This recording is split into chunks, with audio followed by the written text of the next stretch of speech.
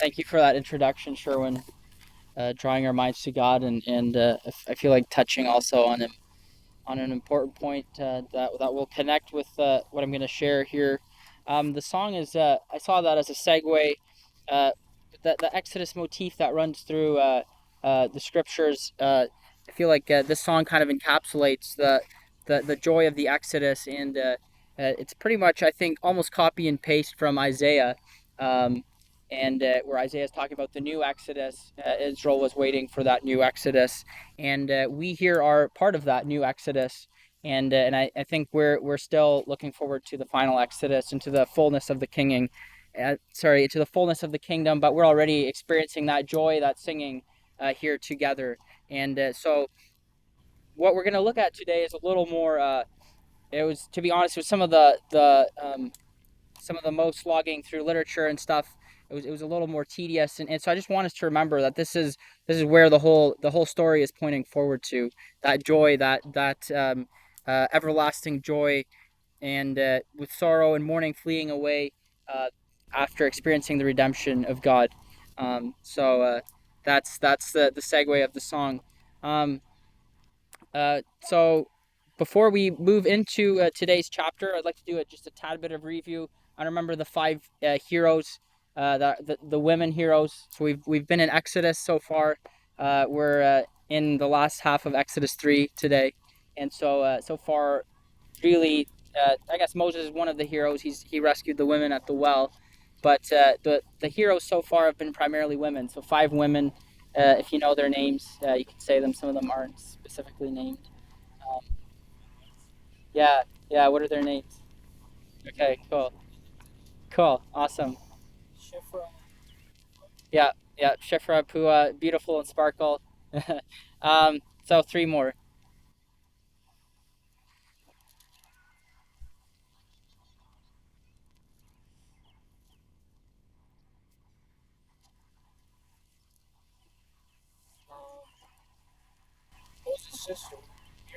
Correct. Yes. Thank you. She she uh she is watching over him at the river. A very well known story. But then she also God works it out providentially so that Moses winds up in the palace. God's divine hand at work. Yes. Uh huh. Yeah. She has the courage. Hebrews talks about the faith, and she has that faith and courage to defy this tyrannical Pharaoh, and she's willing to take that risk because her view of good lines up with what God sees as good. And one last one, she's not named.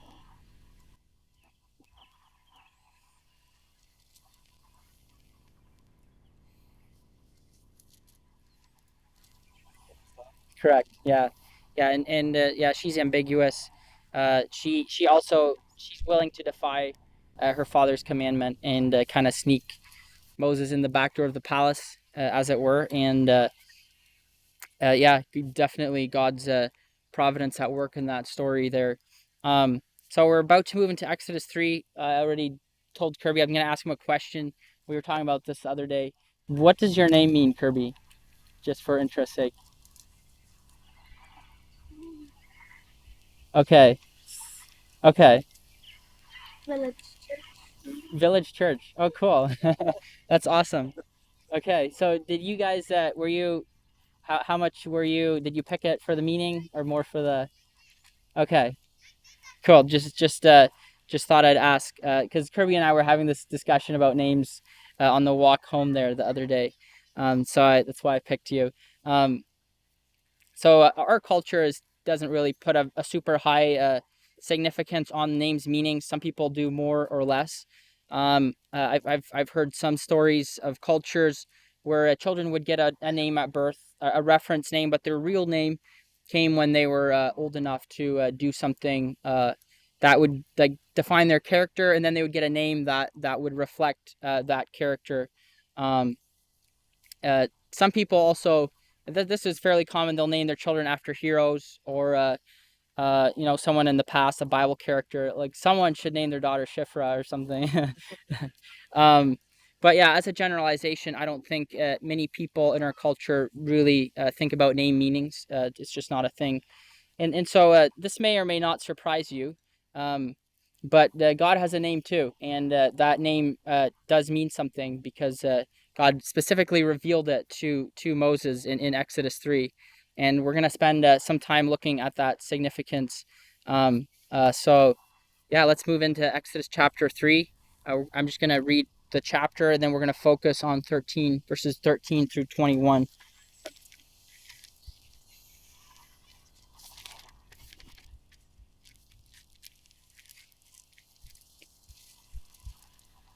So Exodus 3 verse 1. I am reading in the ESV here. Now Moses was keeping the flock of his father-in-law Jethro, the priest of Midian, and he led his flock to the west side of the wilderness and came to Horeb, the mountain of God. And the angel of the Lord appeared to him in a flame of fire out of the midst of a bush. He looked, and behold, the bush was burning, yet it was not consumed. And Moses said, I will turn aside to see this great sight, why the bush is not burned. When the Lord saw that he turned aside to see, God called to him out of the bush, Moses, Moses. And he said, Here I am. Then he said, Do not come near. Take your sandals off your feet, for the place on which you are standing is holy ground. And he said, I am the God of your father, the God of Abraham, the God of Isaac, and the God of Jacob. And Moses hid his face, for he was afraid to look at God.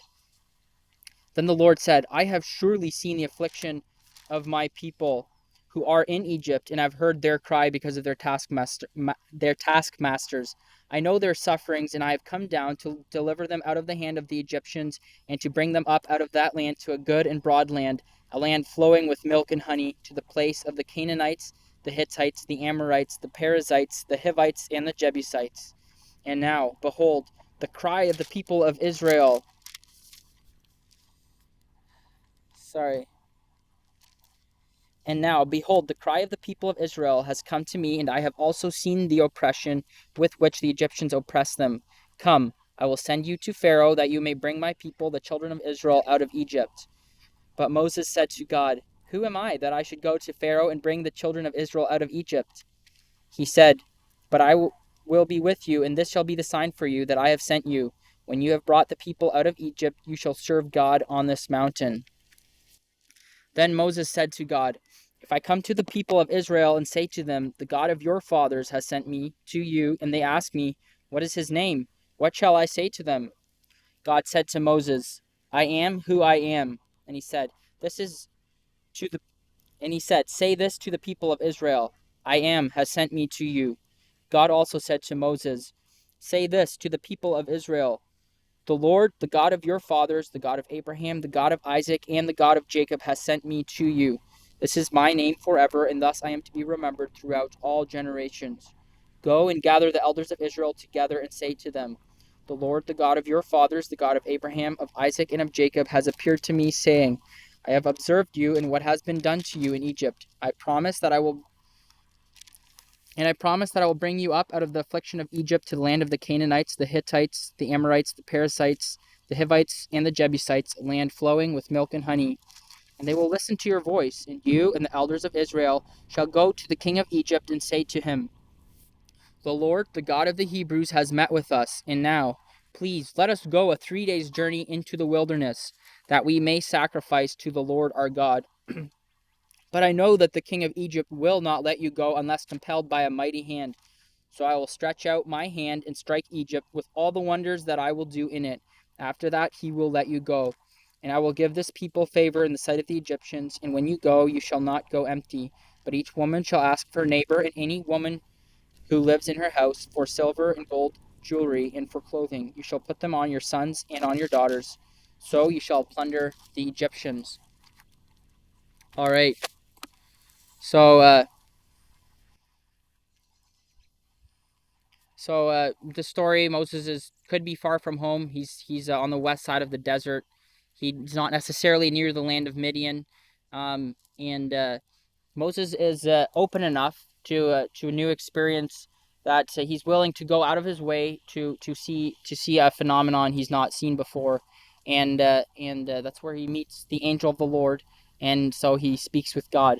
And last time we kind of went through that case study. We looked at some of these Old Testament passages, and do you remember we were talking about Justin Martyr and his in his dialogue with Trypho, and they both agreed on who the angel of the Lord was. Who did they see the angel of the Lord as being?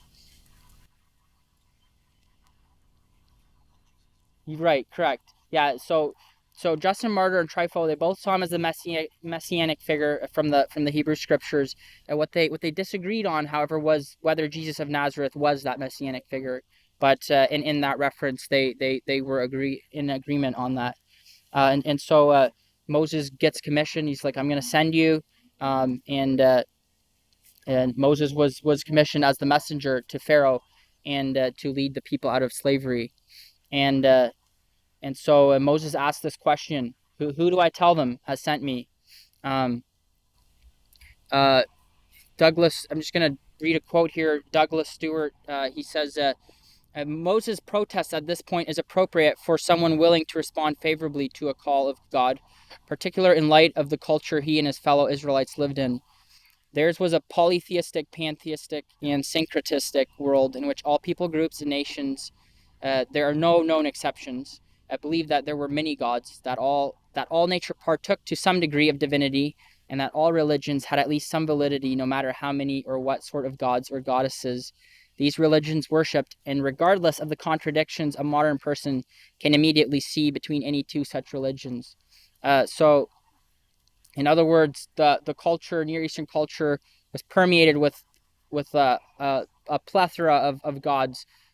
They believed in many gods, polytheism. They believed in pantheism, where everything has some divine, and they believed. I think syncretism is where that all religions do lead to God in some way.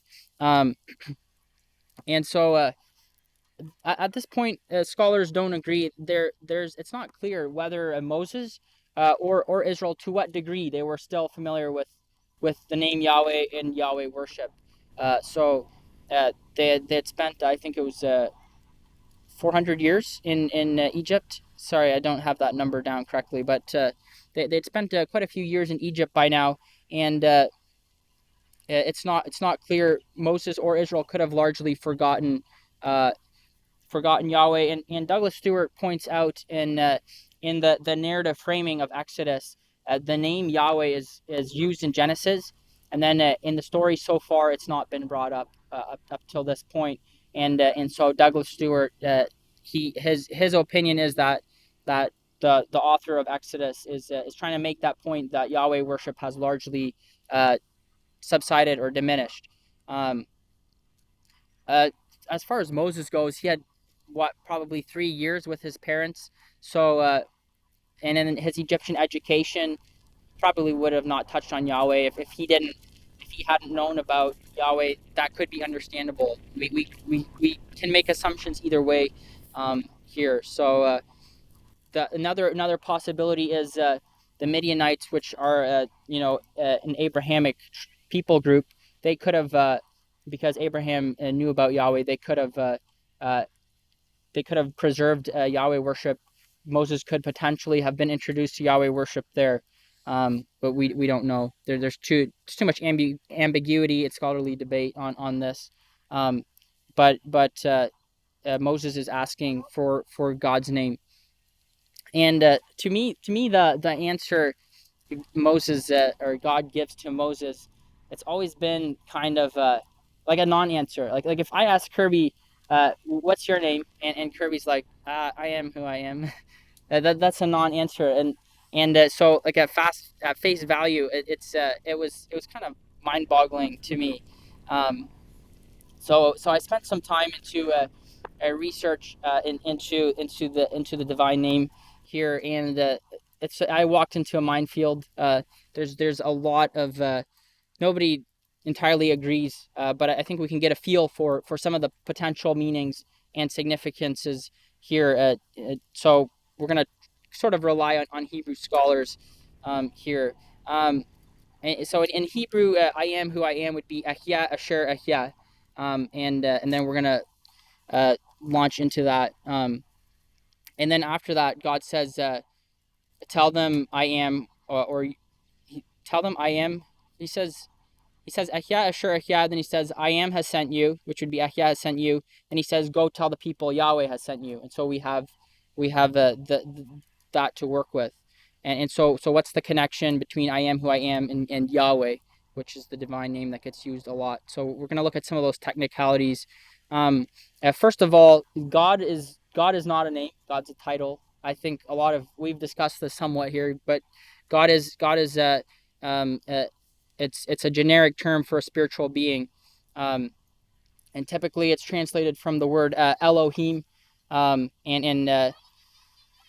Elohim I think is a longer plural form. The surrounding Near Eastern cultures would use the term El to refer to the biggest or strongest God, the chief deity of God, El. Uh, Most times in Hebrew, Elohim gets used, but sometimes the El gets used but it's primarily in poetry. Um, so Elohim is just a generic reference uh, for spiritual beings, kind of like human is for Earth people. Um, Elohim there's a semantic range or a range of meanings because it refers to not only Yahweh, the God of the Bible. There's lesser spiritual beings. Um, for example, I think we've talked about this before, but when the witch at Endor calls up Samuel's spirit, she sees an Elohim, a spiritual being, and you can define from context that you don't think that it's God coming up out of the earth. You can define from context what's going on there, and so God has also beyond Elohim. There was some different terms God referred to himself by. He revealed the name El Shaddai to Abraham in Genesis. So that means something like God of power, but it's still not a name per se. Um, and so there's something about knowing God's name that's unique and personal. So instead of calling you human, we call you Kirby. It's like way more personal and way more precise. Um, so there was an interesting thing that happened with God's name in it was Second Temple Judaism. Uh, we they developed this tradition where God's name was too holy to be spoken, and so what happened because of that is the exact vocalization of God's name sort of got lost. Um, so instead of referring to him as Yahweh, they would replace it with uh, Adonai typically, or Hashem, or there was another vocalization, Shema or something. Uh, One scholar said, which would be the name. So instead of saying God's name, they'd say Lord, generic title for Lord, or they'd refer to God by the name. So this was, I think, so Ezra and Nehemiah, they're still okay with using the name of Yahweh. And then somewhere in there it transitions that they stop using the name. Um, and then an interesting thing happened. I think it's the sixth or seventh century. Um, there was scribes who didn't want to have someone reading the text and accidentally vocalize Yahweh out loud. So they took the consonants for Yahweh, YHWH, and they inserted. So this was in Greek manuscripts, I guess. Obviously, they inserted the vowel sounds for Kurios, which is the Greek translation for Adonai. They inserted them into the word to make a non-word, just so that people would not say it out loud, and if they happen to read something, it was not God's name. And then the funny thing that happens is somewhere around 1500s or so, uh, people are trying to learn Hebrew.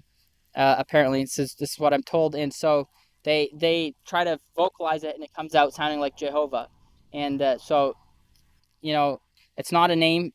There's some people that put a huge significance on the name Jehovah, and you have to know that name. And it's it was never meant to be a name. It's a hybrid word of two words. Um, I was kind of excited. I was like, hey, we should tell the JWs this, but apparently they don't know Hebrew and they don't want to know about it. You're not gonna get anywhere apparently. So um, that's sort of a dead end. Um, so back to the Ahya Ashur Ahya. Um, traditionally it's translated something like I am who or that I am, or I will be who or what I will be.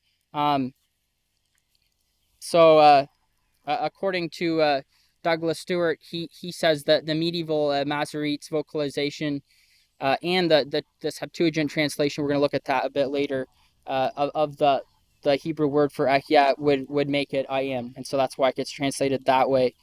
Um, okay, this is where I hit a ceiling. I'm outside of my out of my range here, but apparently an alternate reading as an early Canaanite causative would make the definition I cause to be. So it adds a little different nuance to the word.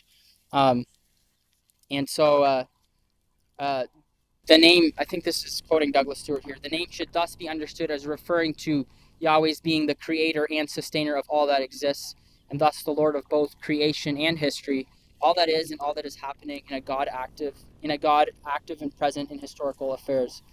Um, so there's a contemporary Jewish scholar, Nahum Sarna. He defines Ehyeh as um, being in the sense of the reality of God's active dynamic presence.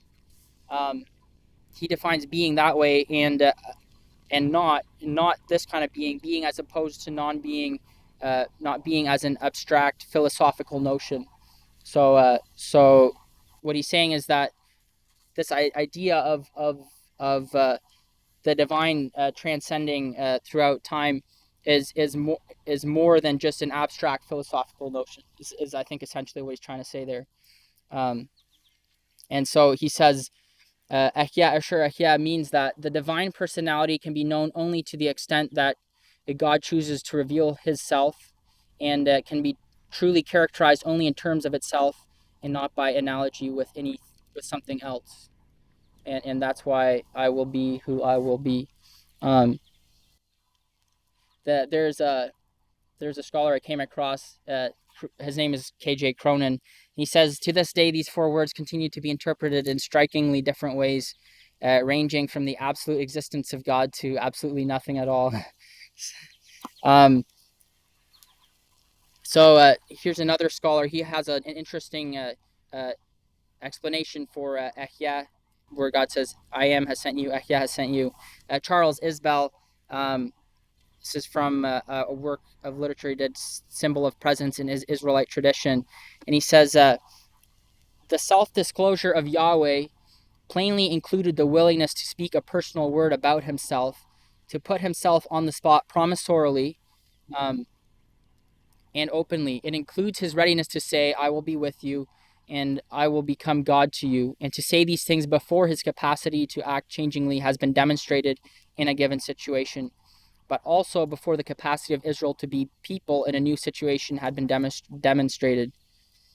In short, Yahweh's self-disclosure involved no less than his willingness to say to Israel, I am.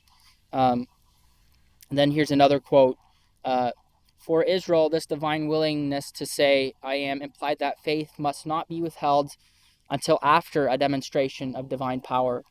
So in other words, God's putting himself out, he's putting himself forward, putting himself on the line, and he's extending himself, promising them his presence, and he's asking and inviting the children of Israel to trust in him despite not having seen him do the miraculous yet. And so that's the significance that Isbell would put on the term Ehyeh.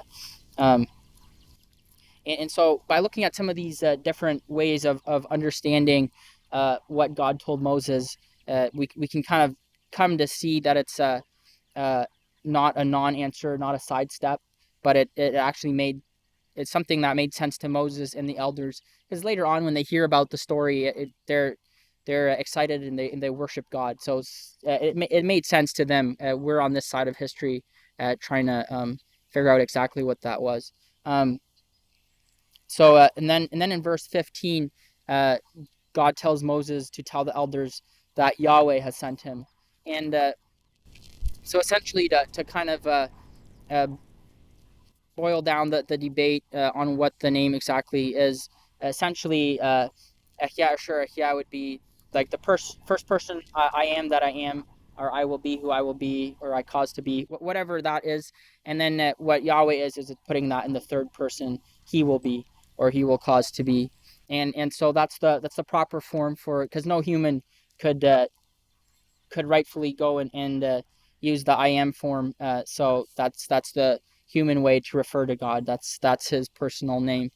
Um, and so in verse 15 there, um, Moses makes it very clear it's the God of their fathers. This is not a new spiritual being that has revealed himself to them. This is a continuation of what God has done in their story so far. Um, verses 16 and 17, they're highly repetitive of previous verses in Hebrew writing style, and apparently that's something known as command fulfill structure. So it's not repetition just for the sake of repetition, but it's reiterating the ancient promise to Abraham, and it's like God said he would do it, and the fulfilling of it. And the land flowing with milk and honey, it's that's not a metaphor that's hard to understand. Essentially, it's going to be a very rich and bountiful land. It's going to be abundance and a lot of potential for growth and life there. Um, uh, Continuing through the passage, verse 18, um, they are to request permission from Pharaoh to go worship Yahweh, because that is Yahweh's will. And so they're not asking it uh, simply because they want to do a 3-day road trip or whatever. This is God has revealed himself to them, and this is a divine call that they are obliged to answer. And they ask nicely. I mean, I guess you would. It's a tyrannical Pharaoh. You're going to say it nicely, but I don't know about you. I've often wondered this 3-day journey. Why a 3-day journey?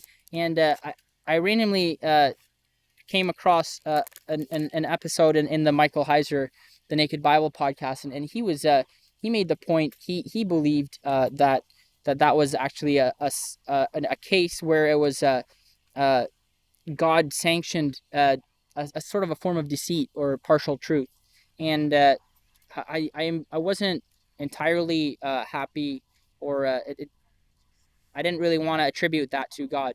Um, uh, and this is a sort of a baseline request. And Pharaoh's getting all the plagues because he's not listening to God on this, and that they're just asking for a 3-day journey, and then going to go do a 3-day journey if they're allowed, and then come back and ask for more and slowly work their way out. That's nonsensical. That was sort of my view of, like, is that what's going on?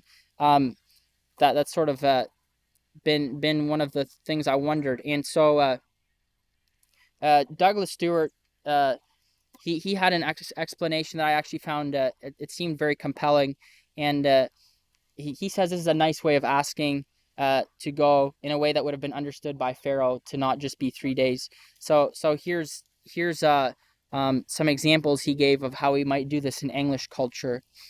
So if you ask somebody, you got a minute? We're asking for more than a minute, or we'll say you got a second. We want an indefinite amount of someone's time. We want, but people understand it's a way of asking nicely. Um, or if you ask your dad for the car keys, it's like, can I have the keys? It means you're gonna hog the car for the next couple of hours, but you're asking it nicely, so you're just asking for the keys. Uh, that's typically that's one of the ways that we can begin to understand it. And so uh, Douglas Stewart argues that similarly, this 3 days was an idiom for a major trip with formal consequences, and that it would have been something Pharaoh understood. If that's true, I find that very compelling to as a way to make sense of why they asked for 3 days.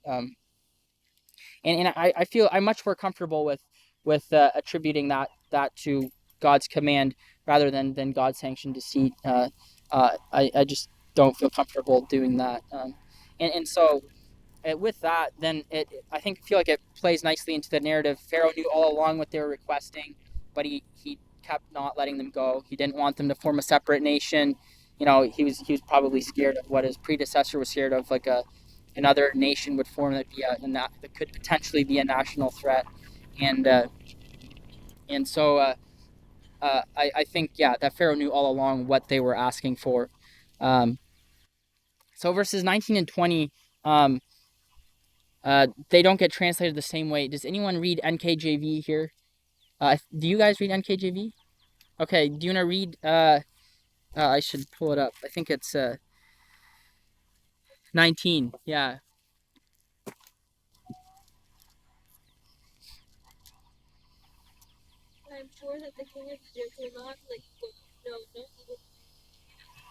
Yeah. So it translates it that way, which um the ESV says unless compelled by a mighty hand. And so they're obviously interpreting the Hebrew slightly different. The I think the argument for the New King James translation would be, and I think this makes sense, is the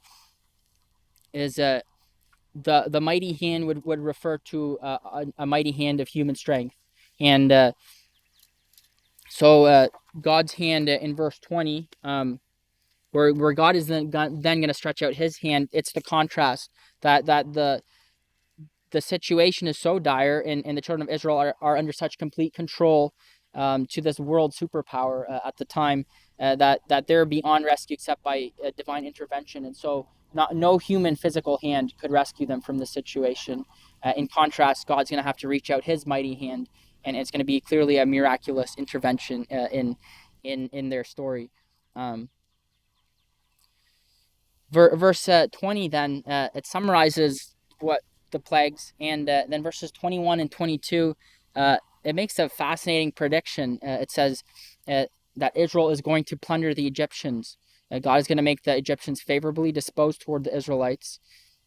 And so this language of being favorably disposed, apparently this exact structure used here, uh, it's only used here in Exodus, in the Exodus narrative, and then also when the jailer was favorably disposed towards Joseph. That's another time where it gets used. So it's a work of God, and the ladies are going to ask for silver, gold, and jewelry, clothing, and they're going to receive it, and that's how they're going to plunder the Egyptians. And it wasn't so long ago. This Egyptian population was totally complicit in the slaughter of Jewish boys, chucking them into the river, and uh, and so they're going to have a change of heart as to willingly give their valuables to these people. Um, here again, I'm going to quote Stewart. He says, by introducing the term plunder, a term otherwise associated with gathering up the spoils after battle, God brought to the people's attention through Moses the concept that they would be involved in a holy war against the Egyptians. But what a war! Instead of having to defeat their enemies in bloody combat to obtain the plunder, it would simply be theirs for the peaceful asking. Why? Because God would fight on behalf of his people, defeating and disheartening the enemy and rendering the enemy's women, who would not be combatants in any case, he would render those women all too willing to give the Israelites anything that might help them on their journey. And then he goes on to say that this was forethought on God's part, because this was going to be a long journey, and they would need those items, and also it was uh, these would also be supplies for the next generation that Moses talks to in Deuteronomy. Um, so it was God's way of providing for them. Um, the concept of plundering the Egyptians, it comes up in early Christian thought in a way that's absolutely fascinating to me. Um, I'm going to read a quote from Origen here.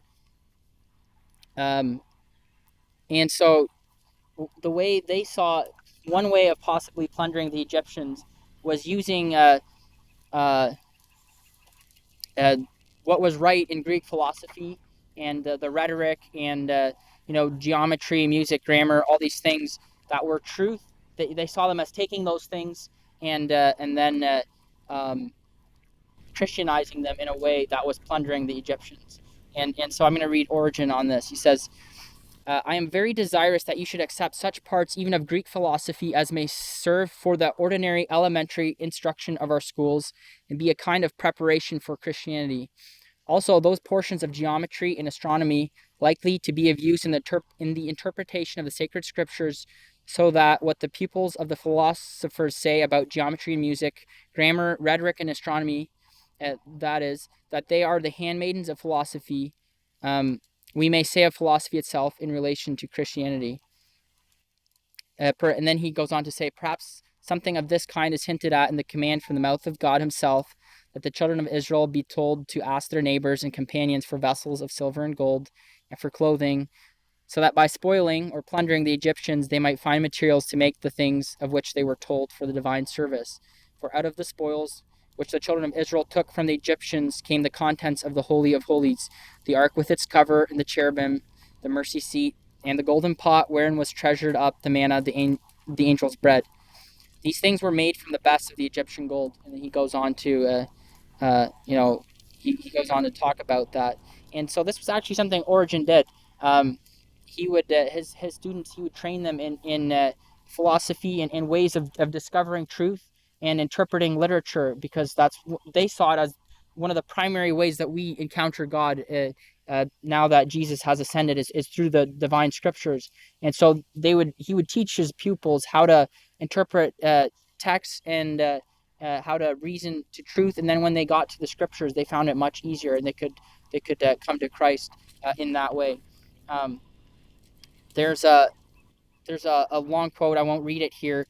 Um, uh, by Gregory. I think he was the student of Origen, um, but just laying out of how um, this was something the early church seemed to, at least some of the authors thought was a good idea of taking the sciences and music, the arts, whatever, and bringing them, using them for Christ. Um, and it's interesting. I think it was Irenaeus.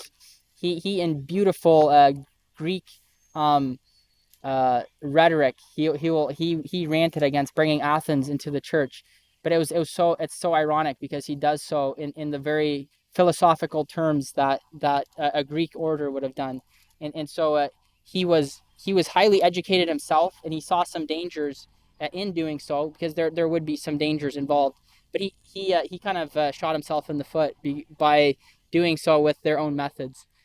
So I found that interesting. Um, this is um, someone. This is a paper I wrote. Quote from not I wrote. I read. Sorry, I'm getting. Okay, here's a quote to kind of sum it up. By a certain paper that some John Bear from Saint Vladimir's Orthodox Theological Seminary. He wrote a paper on this, and he said, plundering the Egyptians, honing our intellectual skills, is the indispensable means whereby we learn how to use words, so that we can in fact use words to convey the word of God. That's sort of how he encapsulated. Uh, After reading through the church fathers on that, that was his conclusion.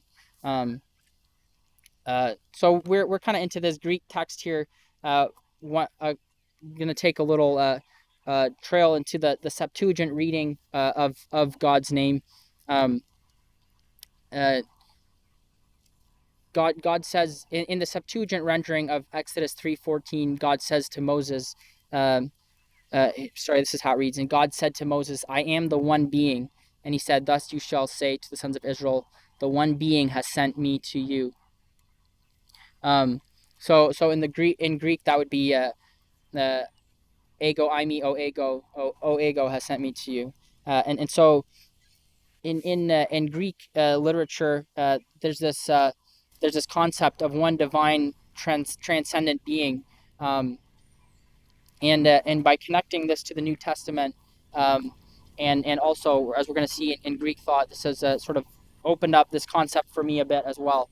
Um, uh, one of the one of the most clear places in Scripture where Jesus ties himself to this revelation of God to Moses is in Exodus 8, uh, verse 31. It's we're going to look at one other passage. You guys can turn there if you want. Exodus 8:31, verse 58. We're only going to look at one other passage besides this one. Um,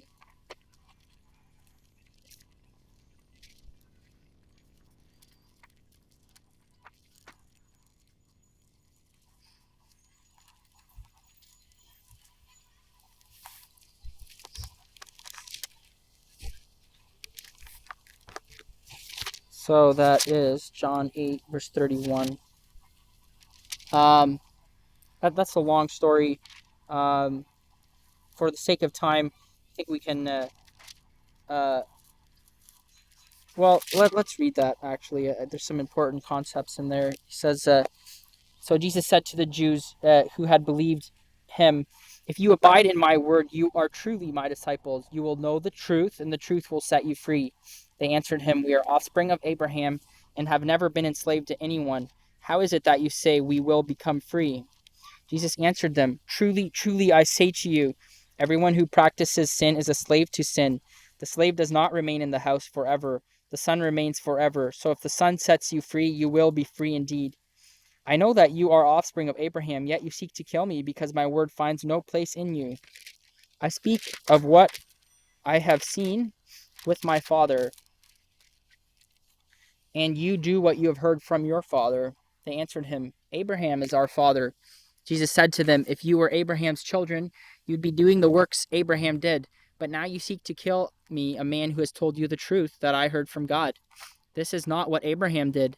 You are doing the works your father did." They said to him, "We are not born of sexual immorality. We have one Father, even God." Jesus said to them, "If God were your father, you would love me, for I came from God, and I am here. I came not of my own accord, but he has sent me. Why do you not understand what I say? It is because you cannot bear to hear my word. You are of your father, the devil, and your will is to do your father's desires. He was a murderer from the beginning and does not stand in the truth, because there is no truth in him. When he lies, he speaks out of his own character, for he is a liar and the father of lies. But because I tell you the truth, you do not believe me. Which one of you convicts me of sin? If I tell the truth, why do you not believe me? Whoever is of God hears the words of God. The reason why you do not hear them is that you are not of God. The Jews answered him, "Are we not right in saying that you are a Samaritan and have a demon?" Jesus answered, "I do not have a demon, but I honor my Father, and you dishonor me. Yet I do not seek my own glory. There is one who seeks it, and he is the judge. Truly, truly, I say to you, if anyone keeps my word, he will never see death." The Jews said to him, "Now we know that you have a demon. Abraham died, as did the prophets, yet you say, if anyone keeps my word, he will never taste death. Are you greater than our father Abraham, who died? And the prophets died. Who do you make yourself to be out to be?" Jesus answered, "If I glorify myself, my glory is nothing. It is my Father who glorifies me, of whom you say he is our God. But you have not known him. I know him. If I were to say that I do not know him, I would be a liar like you. But I do know him, and I keep his word. Your father Abraham rejoiced that he would see my day. He saw it and was glad." So the Jews said to him, "You are not 50 years old, and have you seen Abraham?" Jesus said to them, "Truly, truly, I say to you, before Abraham was, I am. Ego eimi." So they picked up stones to throw at him, but Jesus hid himself and went out of the temple. Um, and so this is the clearest link. Uh, it's a very, it's not hard even without looking at any Greek, that Jesus is saying he existed eternally before Abraham. And the author of John here would have been aware of the Septuagint, and to have Jesus saying and to translate what Jesus said as ego eimi would have been a pretty clear hyperlink, it seems, to that angel of the Lord figure in the burning bush. And either way, it seems to be very clear that Jesus is making that claim, that he's co-eternal with Yahweh and he's transcendent of time. And this is I think a very popular traditional Christian way of interpreting the passage. Uh, there's this, if you ever look up stuff online, there's a site that comes up often, gotquestions.org. um, and and they said this, in the Old Testament God revealed his name, I am who I am. We've spent a lot of time looking at that. This is what I say, this is what you're to say to the Israelites: I am has sent me to you. And then they say, thus in Judaism, I am is unquestionably understood as a name for God. Whenever Jesus made an I am statement in which he claimed attributes of deity, he was identifying himself as God. So, yeah, it's a very, I think, a common way of understanding that passage. Um, and so what that they went on to say then was that there was there's Jesus makes these 7 I am statements about himself, these metaphorical comparisons. I'm just going to quickly cover them here, and these are all ego eimi statements, by the way, um, uh, to kind of tie that together a little more closely. So Jesus has just fed the 5,000. He says, "I am the bread of life." Jesus said to them, "I am the bread of life. Whoever comes to me shall not hunger, and whoever believes in me shall never thirst. I am the bread of life. I am the living bread that came down from heaven. If anyone eats of this bread, he will live forever. And the bread that I will give for the life of the world is my flesh." Um, and again, this is sort of filling in our picture of uh, the God that revealed himself to Moses. And here's the other one: "I am the light of the world." Uh, I think it's in John uh, verse 12. Again, Jesus spoke to them, saying, "I am the light of the world. Whoever follows me will not walk in darkness, but will have the light of life. As long as I am as long as I am in the world, I am the light of the world." And shortly thereafter, Jesus heals a blind man. Jesus says, "I am the door." So Jesus again said to them, "Truly, truly, I say to you, I am the door of the sheep." Verse 9, he says, "I am the door. If anyone enters by me, he will be saved and will go in and out and find pasture."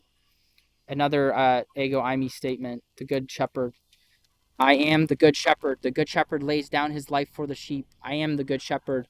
I know my own, and my own know me. Just as the Father knows me, and I know the Father, I laid down my life for the sheep."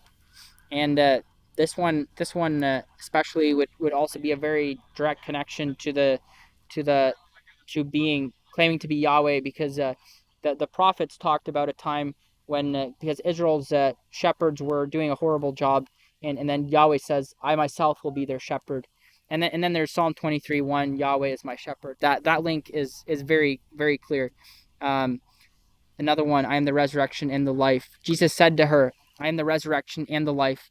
Whoever believes in me, though he die, yet shall he live, and everyone who lives and believes in me shall never die." And then immediately after, he raises Lazarus back to life. "I am the way, the truth, and the life." Jesus said to him, "I am the way, the truth, and the life. No man comes to the Father except through me." This verse highlights that exclusive role of Jesus in leading us to the Father. Um, Another ego eimi statement: "I am the true vine, and my Father is the vine dresser." And then verse 5, "I am the vine, you are the branches. Whoever abides in me and I in him, he it is that bears much fruit. For apart from me, you can do nothing." And this this analogy highlights Jesus as our absolutely essential source of life and blessing. And so these are four or sorry, these are 7 metaphorical ego eimi statements of Jesus. And it just kind of fills in our picture of these transcendent qualities of Jesus, as he claimed to be the I am that was in the Hebrew Scriptures. And also, as we recall, our paradigm for reading the Hebrew Scriptures is a unified story that leads to Jesus. And so we have the I am that's revealed there, and then it was fully embodied in in Jesus. There's one more interesting one that happens near the end of the book of John, where they come for him in Gethsemane, and he's like, "Who are you seeking?" And they say, "Jesus of Nazareth." And then he says, I am he," which would be an ego eimi statement. And they all fall down, and it's like it's portrayed like these men are involuntarily bowing before the King of Kings. Like it or not, they're just down on their faces, because it was such a God claim that he was doing. And so obviously I'm not a Greek scholar. I don't want to overemphasize the ego eimi part. Just to be fair, other people within the book of John use that ego eimi statement as well. But I feel like even conceptually, apart from the direct Greek hyperlinking, I feel like conceptually the tie is there, um, if that makes any sense. And then there's one last reference we're going to look at, then I'm going to try to shortly stitch this all together. Um, there's one more statement that we haven't looked at yet, um, that John used to refer to this transcendent eternal existence, and it's in John 1 verse 1 through 5. Um, if anybody wants to turn there, John 1 verse 1. It's my last reference for today.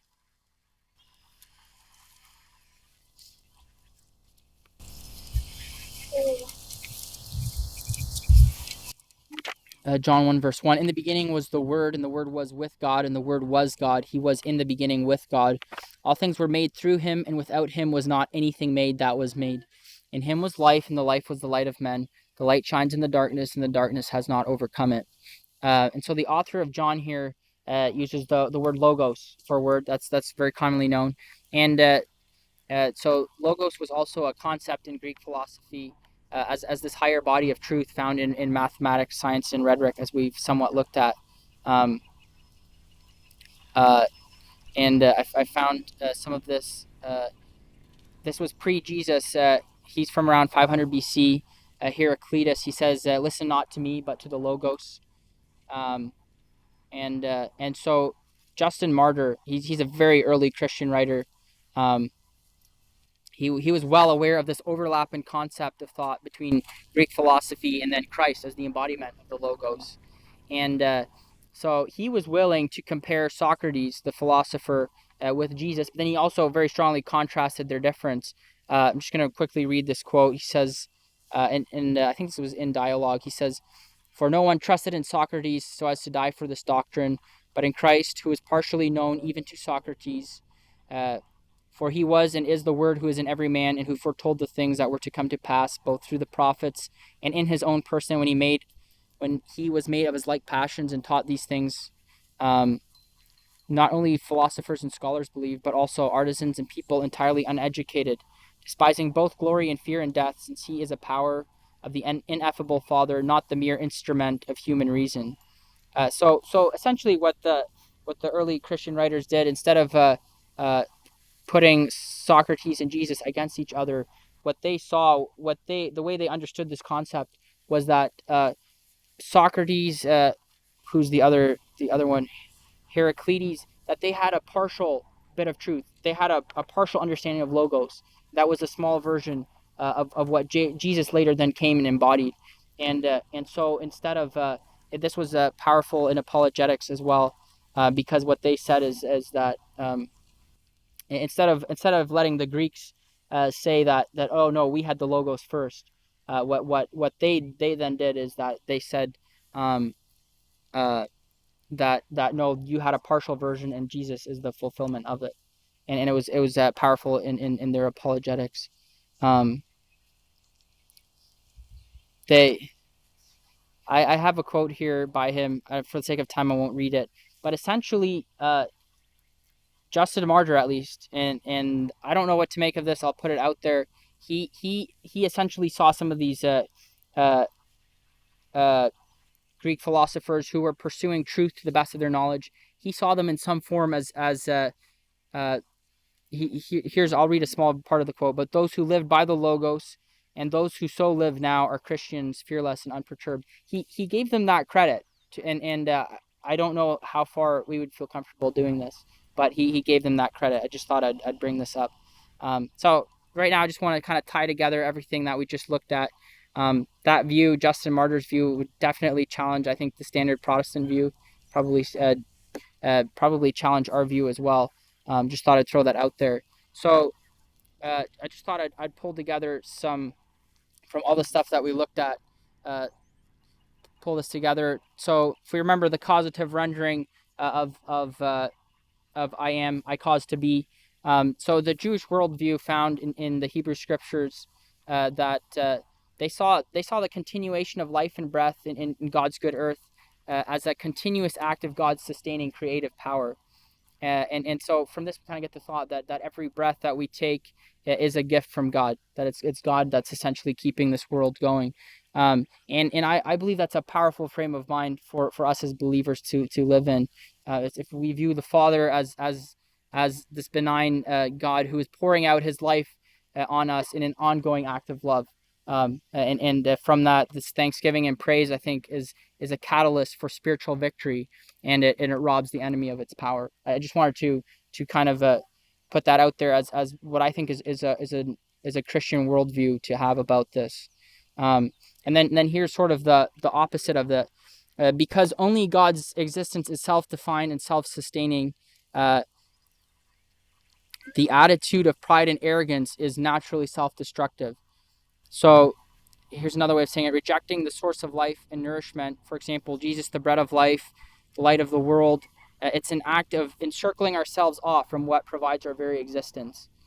And so, if we try to self-define ourselves, or we try to say that we are not in need of God's sustaining grace, we're ultimately going to self-destruct. That um, therefore, as an act of merciful judgment, God will have to accelerate this decreation process in order to bring us back to a state of redemptive humility, which we see happens to Pharaoh. And then if we recall Isabel's interpretation of God extending himself, I just wanted to make a quick point on that. Is that God is within reach. He's always the instigator. He puts himself out there. He puts himself forward to us. Moses tells the Israelites in the end of Deuteronomy. He says, "Don't say that God's up in heaven or in the underworld, like in some way out of reach. He's within reach." Paul picks that up and quotes that. He says, "The word is near you. It is in your mouth and in your heart. That is the message concerning faith that we proclaim. If you declare with your mouth Jesus is Lord and believe in your heart that God raised him from the dead, you will be saved." And the onus is always on us because through Jesus, God has extended himself in an ultimate act of love and mercy, and we are without excuse. So the onus is on us to accept this generous gift of life. Um, and then in all this bigger discussion, I don't want us to miss that point at the end of Exodus 3, that point of spoiling the Egyptians. It's in such a stark contrast to the birth of other nations and that bloody previous attempt by Moses at liberating Israel, if we recall, where he just kills the guy and buries him in the sand, and it's such a contrast. I just wanted to bring up this little point here. If we remember, I think we've talked about this some before, but according to Second Temple Jewish literature, the art of war, the ability to make weapons, some of that is attributed to fallen spiritual beings, and so God, in this birth of his nation, he had nothing to do with it. Um, uh, in the birth of God's kingdom through Israel, God does not use those methods to achieve victory. This I think is a forward pointing to the commitment of radical peacemaking and nonviolence that we now live under in Jesus' kingdom. Uh, and then the fourth point I want to make before it closes, even if we don't take to the extent of the early church fathers this concept of spoiling the Egyptians, I think that in some way we should be subverting their worldview and their ways of thinking, and bringing them all to the subjection of Christ. And we need to be continuously bridging that gap, and speaking truth into our culture in ways that make sense to them in some real way. That is relevant for our time and culture here. May the Lord bless.